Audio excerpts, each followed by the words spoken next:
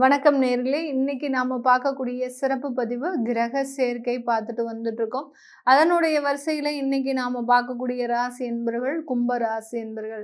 காலபுருஷனுக்கு 11ஆம் இடமான அந்த லாப ஸ்தானத்துல ஒரு மகிழ்ச்சி ஸ்தானத்துல இருக்கக்கூடிய ஒரு ராசி என்பர்கள் நம்ம கும்ப ராசி என்பர்கள். எங்க மேடம் மகிழ்ச்சி இருக்கு, எல்லாமே துன்பமா இருக்கு, எல்லாமே கர்ம வினையா என்னன்னு தெரியல, எல்லாமே எங்களுக்கு ஒரே வேதனையாக இருக்கக்கூடிய ஒரு காலகட்டமாக தான் இருக்கு அப்படின்ற மாதிரியாக இருப்பாங்க. ஏன்னா 7.5 சனியினுடைய இன்னும் கொஞ்சம் பாதி இருக்கு. ஒரு 6 மாதத்துல இருந்து 8 மாதம் வரைக்கும் இருக்கு. அது முடிஞ்சிருச்சு அப்படின்னாலே இந்த கும்பராசி என்பர்கள் டோட்டலா ரிலீவ் ஆயிடுவீங்க. நீங்க ஒரு 10 வருடத்திற்கு முன்னாடி என்ன மாதிரியான ஒரு வளர்ச்சிகள்ல இருந்தீங்களோ அதே மாதிரியான ஒரு வளர்ச்சிகள் உங்களுக்கு கூடிய விரைவில் வரக்கூடிய ஒரு காலகட்டங்கள் நெருங்கி கொண்டு இருக்குன்றது. அதற்கு முன்னாடி நம்ம இந்த கிரக சேர்க்கை அப்படின்ற ஒரு விஷயத்த பார்த்துட்டு வந்துட்டு இருக்கோம். ஏன்னா நிறைய பேருடைய டவுட்டே பார்த்தீங்கன்னா, எல்லாம் குரு பெயர்ச்சி ஆயாச்சு, நல்லது நடக்கும்னு சொல்றாங்க, நல்லது நடக்க மாட்டேங்குது. அடுத்து பார்த்தீங்கன்னா மாசம் மாசம் சுக்கிரன் பெயர்ச்சிலாம் நான் பார்த்துட்டு இருக்கிறேன், எனக்கு நடக்க மாட்டேங்குது. அடுத்து சனி பெயர்ச்சி, சனி அந்த போயிட்டாரு இந்த போயிட்டாரு சொல்றாங்க. ஆனா எந்த சனியும் எங்களை விட்டு நீங்கின மாதிரி தெரியல அப்படின்ற மாதிரியான சில நிறைய ஒரு சந்தேகங்கள் ஜோதிட ரீதியாக இந்த ஜோதிட சேனல்கள் எல்லாம் பார்த்துட்டு இருக்கிறவங்களுக்கு அதிகப்படியாக அந்த ஒரு கேள்விக்குறிகள் இருக்கும். ஏன்னா மாசம் மாசம் பலன் பார்த்து அதுலயாவது நம்மளுடைய வாழ்க்கை முன்னேறும், அதன் மூலமாகவாவது நம்மளுடைய லைஃப்ல மிகப்பெரிய பிரச்சனைகளுக்கு ஒரு தீர்வு வந்துரும் அப்படின்னு நினைச்சுதான் நாங்களும் ஒரு நம்பிக்கையோட பார்க்குறோம். ஆனா எங்களுக்கும் இது வரைக்கும் எதுவுமே நடக்கலை அப்படின்ற மாதிரியான முழுமையான ஒரு சந்தேகங்கள் அப்படின்றது நிறைய கும்பராசி என்பர்களுக்கு இருக்கும். அதற்கு ஒரு தெளிவான ஒரு விளக்கம் தான் இந்த பதிவே. ஏன்னா ஒருவருடைய ஜாதக ரீதியாக ராசி கட்டங்கள்ல ஒரு கிரகங்கள் தனித்து செயல்படும் போது அதற்கு ஒரு விதமான ஒரு பலன்களையும், கிரகங்கள் சேர்க்கை பெற்று செயல்படும் போது அதற்கு ஒரு விதமான ஒரு பலன்களையும் கொடுக்கக்கூடிய ஒரு அமைப்பு தான் இந்த ஜோதிட ரீதியாக இருக்கு. இப்போ கிரகங்கள் சேர்க்கை பெற்று இருக்கும்போது நிறைய யோகங்கள் மாதிரியான சில அமைப்புகள்லாம் இருக்கும். குருமங்கள யோகம், அடுத்து பார்த்தீங்கன்னா மாளவிகா யோகம், இந்த மாதிரியான நிறைய யோகங்களும் இருக்கக்கூடிய ஒரு அமைப்பு அப்படின்றது ஜோதிட ரீதியாக இருக்கு. அதை பற்றி தான் நம்ம இப்போ இந்த பதிவுல முழுமையா பார்க்க போறோம். அதுல இந்த கும்ப ராசி என்பர்கள், இந்த கும்ப ராசி என்பர்கள்ல கும்ப ராசியில பார்த்தீங்கன்னா சனி பகவான் ஆட்சி பெற்று இருக்கிறார். சனியினுடைய 2 வீடுகள் அப்படின்னு பார்க்கும்போது அந்த மகர ராசியும் கும்ப ராசியும், அடுத்து அந்த துலாம் ராசி அங்கே உச்சம் பெறார். அதுதான் இந்த 3 வீடுகள் தான் இந்த சனிக்கு உரிய அந்த வீடுகள். இந்த கும்ப ராசி என்பர்களில் இருக்கக்கூடிய ஒரு முக்கியமான ஒரு தனித்துவமான ஒரு குணம் அப்படின்னு பார்த்தீங்கன்னா, எதையும் தாங்கும் இதயம்னே சொல்லலாம். ஏன்னா கும்பம்னாலே கலசம், அந்த கலசத்துக்குள்ள என்ன இருக்கு அப்படின்றது தெரியாது. ஆனால் என்ன இருக்குன்னு தெரியாமலேயே உயரத்துல இருக்கக்கூடிய ஒரு அமைப்பு தான், ஒரு பொருள் தான் அந்த கலசம். கோபுர உச்சியில இருக்கக்கூடிய ஒரு கலசம் அப்படின்னு சொல்லுவோம் இல்லையா? அந்த மாதிரியாக உள்ள என்ன இருந்தாலும் தன்னுடைய மதிப்பை உயர்ந்த இடத்துல வச்சுக்கணும் அப்படின்னு ஆசைப்படுபவர்கள் நம்ம கும்பராசி என்பர்கள். பொருளாதார வளர்ச்சியில நிறைய ஒரு வீழ்ச்சியை சந்தித்தாலும் அந்த இடத்துல ஒரு ஃபீனிக்ஸ் பறவை மாதிரி தான் இவங்கெல்லாம். எங்க உயிரை விட்டாங்களோ அங்கேருந்தே மீண்டு எழுந்து வந்து அந்த இடத்துல ஒரு மிகப்பெரிய ஒரு புரட்சியை ஏற்படுத்தக்கூடியவர்கள் நம்ம கும்பராசி என்பர்கள். இவர்களுக்கு எந்தெந்த மாதிரியான கிரக சேர்க்கைகள் நல்ல ஒரு மாற்றத்தை கொடுக்கும்? இந்த கும்ப ராசியில் இருக்கக்கூடிய நட்சத்திர அன்பர்கள் அவிட்டம் நட்சத்திர அன்பர்கள், சதயம் நட்சத்திர அன்பர்கள், பூரட்டாதி நட்சத்திர அன்பர்கள், 3மே முக்கியமான நட்சத்திரம் இந்த கும்ப ராசியில. ஏன்னா அவிட்டம் பார்த்தீங்கன்னா ஒரு நல்ல ஒரு சேஞ்சஸ் அவங்களுடைய லைஃப்ல எப்போதுமே இருக்கும். இப்போ ஒரு 5-6 வருடங்களாக தான் பார்த்தீங்கன்னா லைஃப்ல என்ன நடக்குது அப்படின்றது தெரியல. அந்த மாதிரியான சில விஷயங்களோட போராடிட்டு இருக்கிறாங்க.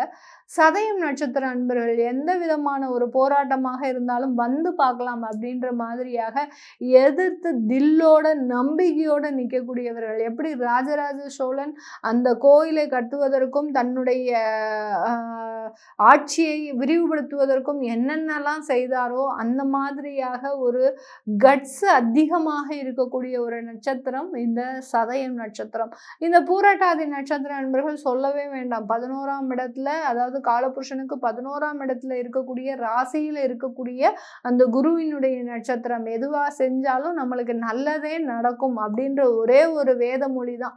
அந்த மொழியை வச்சுட்டே தன்னுடைய வாழ்க்கையை நடத்துபவர்கள் இந்த கும்பராசியில் இருக்கக்கூடிய இந்த பூரட்டாதி நட்சத்திர அன்பர்கள். இவர்களுக்கு எந்த கிரக சேர்க்கை முற்றிலுமான ஒரு நல்ல ஒரு வாழ்க்கையை கொடுக்கும் அப்படின்னு கேட்டீங்கன்னா, சுக்கிரன் எந்த கிரகங்களோட சேர்ந்து இருக்குதோ அந்த கிரகங்களினுடைய அமைப்பு அப்படின்றது ஒரு டோட்டலான ஒரு லைஃப் சேஞ்சஸை கொடுக்கக்கூடிய ஒரு அமைப்பாக இருக்கும். இப்போ பார்த்தீங்கன்னா, இந்த கும்ப ராசி என்பவர்களுக்கு சுக்கிரன் செவ்வாயோட சேர்ந்து இருக்கு, சுக்கிரன் குரு சுக்கிரன் சேர்க்கை பெற்று இருக்கு அப்படின்னு பார்த்தீங்கன்னா, டோட்டலாக இவங்களுடைய லைஃப்பில் அதிகப்படியான டேர்னிங் பாயிண்ட் இருக்கும். நான் இந்த மாதிரி நினச்சி கூட பார்க்கல. திடீர்னு ஒரு ராஜயோகங்கள் வரும், அரசாங்க உத்தியோகம் வரும்.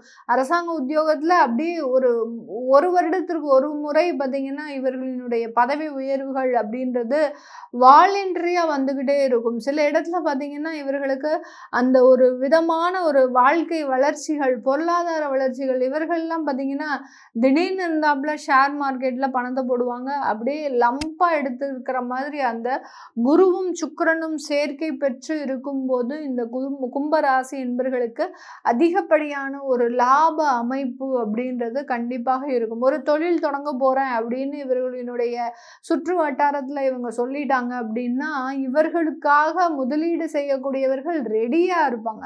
அந்த அளவுக்கு அந்த தொழில்ல ஒரு மிகவும் ஒரு நேர்த்தியான ஒரு முதலீட்டு அமைப்பை பெற்றவர்கள் இந்த கும்பராசி என்பர்கள். இந்த குருவும் சுக்கிரனும் சேர்க்கை பெறதுனால இந்த குரு பார்த்தீங்கன்னா உங்களுடைய தனஸ்தானாதிபதி, அடுத்து லாபஸ்தானாதிபதி. அந்த சுக்கிரன் ஆகப்பட்டவர் உங்களுடைய சுகஸ்தானாதிபதி, அடுத்து பார்த்தீங்கன்னா உங்களுடைய கர்ம பாக்யஸ்தானாதிபதி. இந்த 4 இடங்களும் கம்பைன்ட் ஆகி உங்களுடைய ராசியின் மீது பயணிக்கும் போது அந்த இடத்துல ஒரு தெளிவான ஒரு வாழ்க்கை அப்படின்றது கண்டிப்பாக இருக்கும். நம்ம எல்லாம் ஒரே கும்பராசியாக தான் இருக்கிறோம். ஆனால் எதிர்த்த வீட்டில் இருக்கிற கும்பராசிக்காரன் மாத்திரம் நல்ல வளர்ச்சி அடைஞ்சிக்கிட்டே இருக்கிறான். எனக்கு தெரிந்த நண்பர் கூட நல்ல வளர்ச்சி அடைஞ்சிக்கிட்டே வராரு. ஆனால் எனக்கு மட்டும் என்னமோ ஒன்றுமே நடக்க மாட்டேங்குது அப்படின்னு நீங்கள் நினச்சிட்டு இருப்பீங்க. ஆனால் அவர்களுக்கு இந்த மாதிரியான கிரக சேர்க்கைகள் இருக்கும். அந்த குரு சுக்கிரன் கிரக சேர்க்கை பார்த்தீங்கன்னா இந்த கும்பராசி என்பவர்களுக்கு அதிகப்படியான ஒரு நன்மைகளை கொடுக்கக்கூடிய ஒரு கிரக சேர்க்கையாக தான் இருக்கும்.